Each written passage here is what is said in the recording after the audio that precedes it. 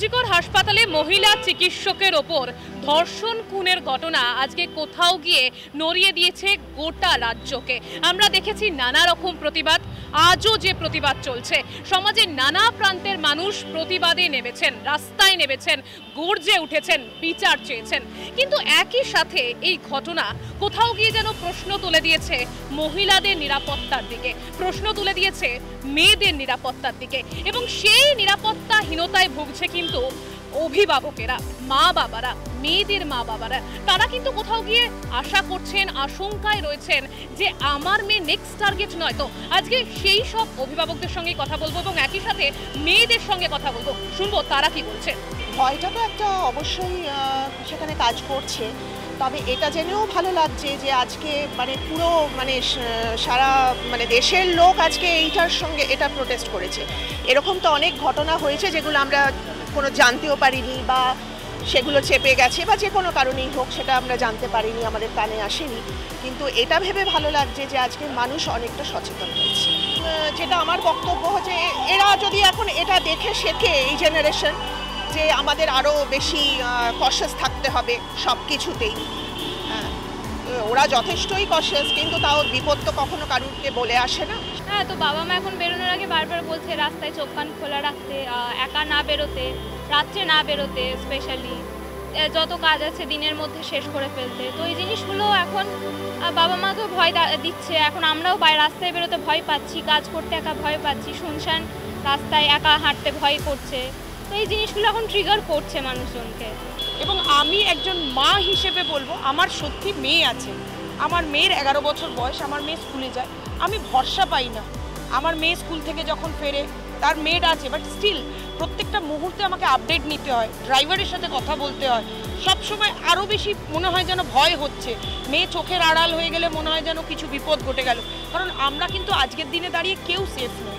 আমি নিজেও একজন কর্মরতা, আমি বাই প্রফেশন অ্যাডভোকেট, এবং সেখানে আমি বলবো যে এই অন্যায়ের প্রকৃত পক্ষে দৃষ্টান্তমূলক শাস্তি হওয়া উচিত। নির্বিশেষে কে কোথায় কিভাবে আছে সেটা নয়, যে প্রকৃত দোষী তার শাস্তিটা কিন্তু সেইভাবেই হওয়া উচিত। আমার মতামত একটাই, এই আরজিকরে যে ঘটনাটা উঠেছে এটা যেন চাপা না পড়ে যায়, এটাকে একটা জাস্টিস পাওয়ানোটা খুব দরকার। নাহলে আমরা মেয়েরা আলটিমেটলি কোথাও গিয়ে সুরক্ষিত নয়। প্রথমত আমরা পড়াশোনা করেছি, শিক্ষিত, আমরা তো ঘরে বসার জন্য পড়াশোনা করিনি, চাকরি করতেই হবে, আর রাত বিরেতে বাড়ি ফিরতেই হবে।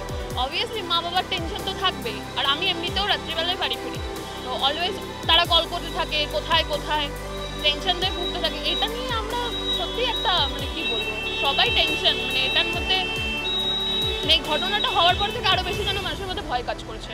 প্রশাসনিক দিকটা যে এতটা ঢিলে হয়ে গেছে, এবং একটা হসপিটালের মধ্যে, একটা রেনাউন্ড হসপিটাল, সেখানে যে এই ঘটনা ঘটতে পারে এটা কিন্তু মেনে নেওয়া যাচ্ছে না। এবং সেই দিক দিয়ে সর্বাঙ্গীন চিন্তা করে একজন বাবা হিসাবে বলতে পারি সত্যি করে ভয় পাচ্ছি। রাস্তাঘাটে মেয়েরা যেমন আমাদের সেক্টর 5-এ চাকরি করে, কিন্তু সেখানেও এখন ভয় পাচ্ছি যে কখন কী হয়ে যাবে বলা যাচ্ছে না। যদি একটা হসপিটালের মধ্যে, যেখানে পুরো পুলিশ প্রশাসন সমস্ত কিছু রয়েছে, এবং ওখানকার প্রিন্সিপাল রয়েছে, বলে সেখানে এত এবং ওই মহিলা একটা পোস্ট গ্র্যাজুয়েটের ছাত্রী, সে কীরকম ঘটনাটা, সেক্ষেত্রে যারা অফিস করে তাদের পক্ষে তো একটু ভয় আছে। এই যে ডাক্তারি লাইনে কেউ যদি পড়াতে চায়, বা নিট দিয়ে পড়াতে চায়, বা নার্স লাইনে যদি যেতে চায়, তাহলেও আমরা মনে করবো যে এটা একটা সত্যি ভাববো, দুবার ভাববো যে না, ওইখানে আমার সন্তান ঠিক থাকবে তো। 10টা 5টার একটা ডিউটি করলে কি হয়, একটা 5 জনের মধ্যে থাকতে পারবে। আর এখানে কি একটা নাইট ডিউটির ব্যাপার থাকবে, নার্স বা ডাক্তার যে কোনো একটা থাকবে। হ্যাঁ, সেইখানে আমরা এখানে একটু ভাবার প্রশ্নটা আসছে, কেন যেভাবে আমাদের নারী নির্যাতনটা বেড়ে যাচ্ছে। আমি থাকি অনেক দূরে, আমাকে ট্রেনে করে, লোকাল ট্রেনে করে ট্রাভেল করতে হয়। তো এবার সেখানে থেকে আমার মা যেমন ফোন করে, বা বাড়ির লোক ফোন করছে বারবার যে কখন পৌঁছাবো, একটু যদি হয়তো ফোনে পাচ্ছে না তাদের টেনশন হচ্ছে। কারণ এই ঘটনাটা তাদের জন্য যেমন আমরা ভয় পেয়ে গেছি, বাড়ির লোকের যারা বাড়িতে আছে তাদের জন্য ব্যাপারটা আর কি প্রচণ্ড রকমের একই রকম শকিং, যে কি এরকম কিভাবে এতটা ব্রুটালি একজনকে মারা, এবং এখনও অবধি 15 দিন কেটে গেল, এখনও অবধি যারা দোষী তারা শাস্তি পেল না। যতক্ষণ না ছেলেমেয়েরা বাড়িতে আসে ততক্ষণ নিরাপত্তাহীনতায় ভুগি। ওরা বাড়িতে একটা শান্তি পায় যে আজকের দিনের মতো বাড়িতে ফিরেছে।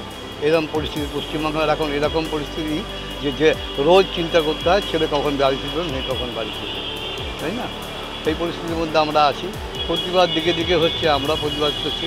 আমি একটা লেখক শিল্পী সঙ্গের মানুষ, আর কবিতার মাধ্যমে, গানের মাধ্যমে, নাটকের মাধ্যমে করছি। জানি না সরকারের কবে সচেতনতা আসবে, সেটাই ভালো, আমার আপনার সবার ভালো।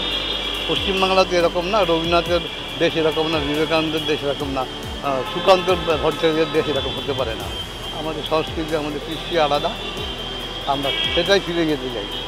সরকারে যারা আছেন তাদের কবে বোধোদয় হবে যায় না, হলেই ভালোই হয়তো হাতড়ি হয় তখন। আরজিকর হাসপাতালের এই নৃশংস ঘটনা নতুন করে যেন ভয় আশঙ্কা তৈরি করেছে অভিভাবকদের মধ্যে, মা বাবাদের মধ্যে।